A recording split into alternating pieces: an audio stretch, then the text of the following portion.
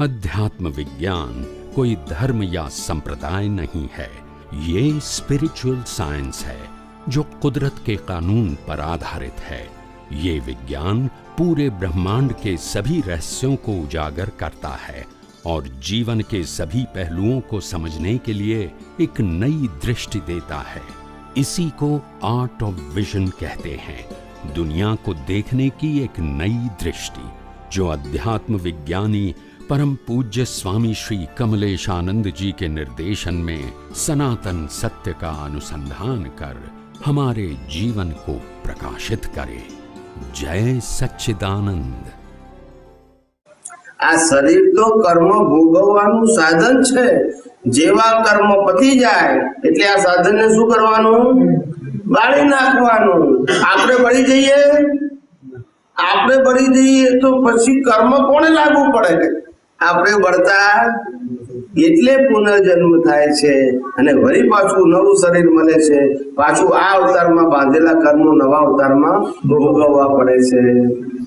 આપણે બળતા નથી। સમજાય છે?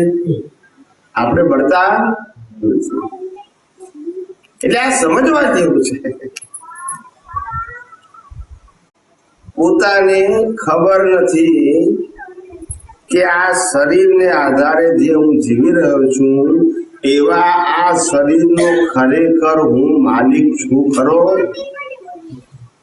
કારણ કે આ શરીર ઉપર તો મા બાપનો અધિકાર છે, ભાઈ બહેનનો અધિકાર છે, પતિ પત્નીનો અધિકાર છે, બાળકોનો અધિકાર છે, સગાવાળાનો અધિકાર છે, પડોશીઓનો આ શરીર ઉપર અધિકાર છે, સમાજનો અધિકાર છે, ધર્મગુરુઓનો અધિકાર છે, ખ્યાલ આવ્યો?